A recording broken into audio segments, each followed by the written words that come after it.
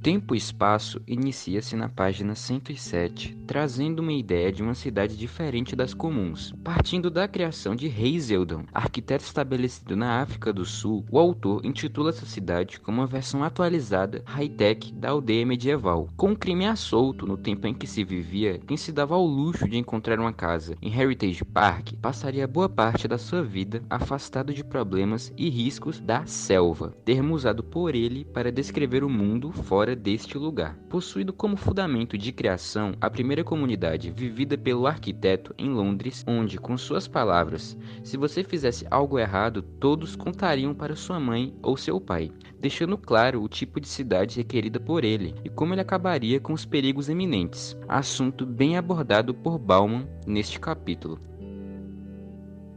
Avançando um pouco, chegamos a quando estranhos se encontram, trazendo Richard Sennett e sua clássica definição de que uma cidade é um assentamento humano em que estranhos têm chance de se encontrar. Usando Sennett como referência, percebemos que Bauman descreve os encontros como desencontros, por não possuir nenhuma similaridade entre os participantes deste evento, sendo assim descrito como uma teia de aranha, onde seu único apoio deverá ser tecido no fio fino e solto de sua aparência, palavras e gestos. Encontro que estes se fazem de forma rápida e impensada em suas totalidades, como mostrado no livro, com suas praças e prédios pouco observadas, e multidões que apenas existem e passam como manadas.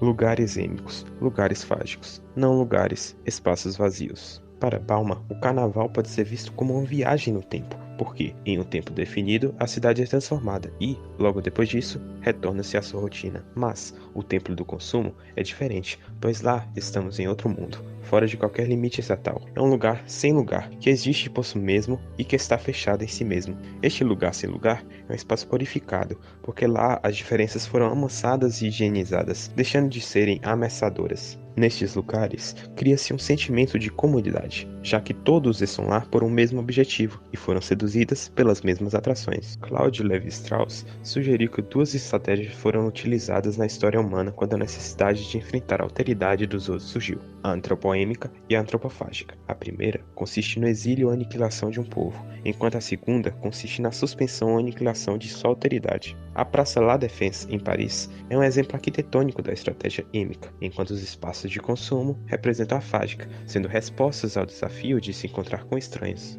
Os não lugares são espaços que fazem o que podem para que a presença de estranhos seja meramente física e que as subjetividades de cada pessoa sejam atenuadas ao máximo. Nelas não são requeridas o domínio da arte da civilidade. Por isso, não são escolas de civilidade, o que faz com que essas ocasiões de aprendizado sejam cada vez mais escassas. Exemplos de não lugares incluem aeroportos, autoestradas, transporte público. Já os espaços vazios são lugares a que não se atribui significado. São lugares que não se entra e onde se sentiria atemorizado pela presença de humanos. Eles são subjetivos, visto que o vazio nos lugares está no olho de quem vê. Para que os mapas que orientam os movimentos de todos os habitantes façam sentido, é necessário possuírem lugares vazios.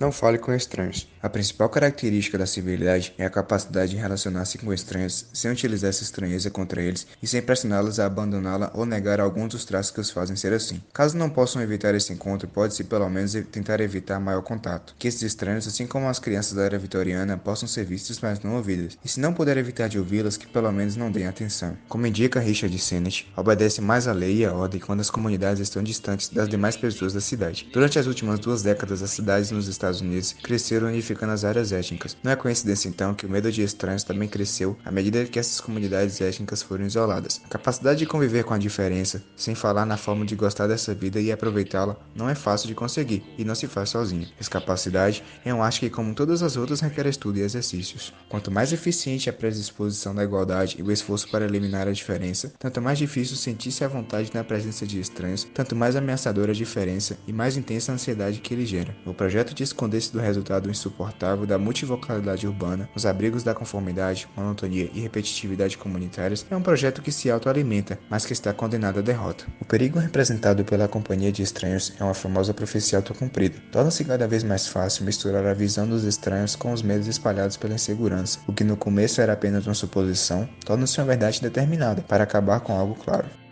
O primeiro e o segundo parágrafo do tópico a modernidade com a história do tempo, irão dizer que até mesmo as definições relacionadas à sensação da passagem do tempo estão sujeitas a se diluir. Por conta do avanço dos meios de transporte, agora é necessário até mesmo reinventar as expressões. O que antes era, entre aspas, distante e demorado, hoje é algo, entre aspas, perto e rapidinho. Caso, claro, utilize um automóvel. Em suma, a história do tempo se inicia com a modernidade.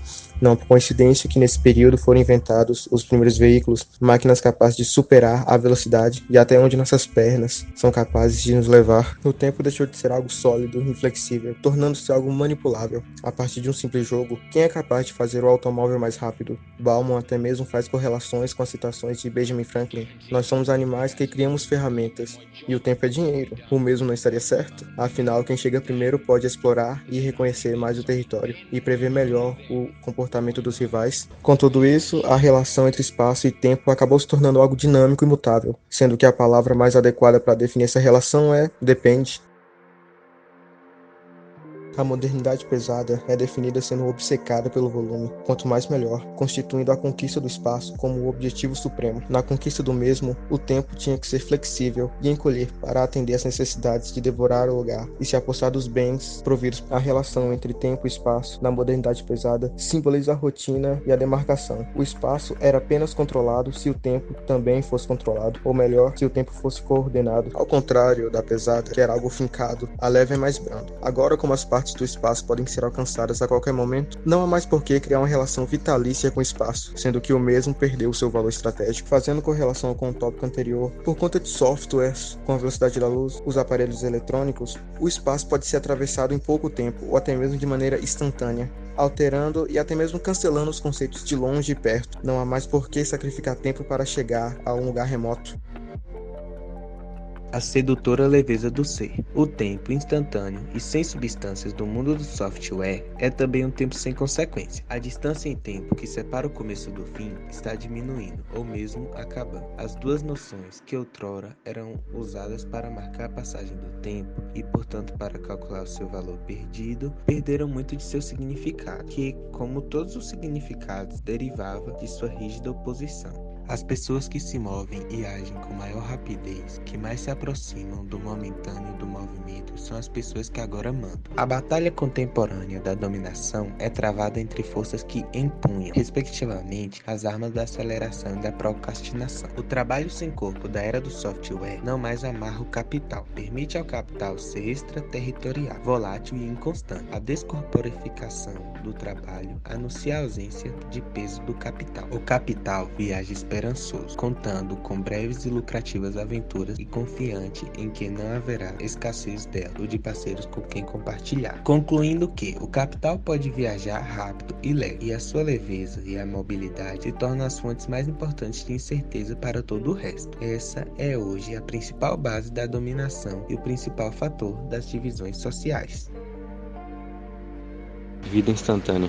Richard Sennett foi durante muitos anos um observador regular do Encontro Mundial dos Poderosos, realizado anualmente em Davos. Durante as viagens de Sennett, ele diz ter se impressionado particularmente pela personalidade de Bill Gates. De acordo com Sennett, ele diz que Gates parece livre da obsessão de agarrar-se às coisas. Seus produtos surgem furiosamente para desaparecer tão rápido como apareceram. Segundo ele prefere colocar-se numa rede de possibilidades a paralisar-se num trabalho particular. De acordo com Sennett, Gates parecia um jogador que floresce em meio ao deslocamento. Anthony Flew cita um dos personagens de Woody Allen, que diz: "Eu não quero a imortalidade para minha obra, eu quero alcançar a imortalidade não morrendo", que deriva literalmente do sentido de não morrer. A indiferença em relação à duração transforma a imortalidade de uma ideia numa experiência, faz dela um objeto de consumo imediato. É um modo como se vive um momento que faz desse momento uma experiência imortal, e não apenas não morrer. A instantaneidade faz com que cada momento pareça ter capacidade infinita, e a capacidade significa que não há limites ao que pode ser extraído de qualquer momento. O oposto de objetos duráveis são os transitórios, que são destinados a serem usados e desaparecer no processo de consumos.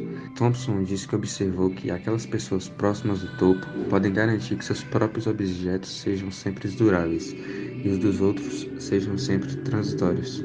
Eles não podem perder, Thompson supõe que o desejo de tornar duráveis seus próprios objetos é uma constante das pessoas próximas do topo. Talvez seja algo que as coloque lá. Essa nova instantaneidade do tempo muda radicalmente a modalidade do convívio humano. Também o modo como os humanos se cuidam de fazeres coletivos, ou antes, o modo como transformam certas questões em questões coletivas.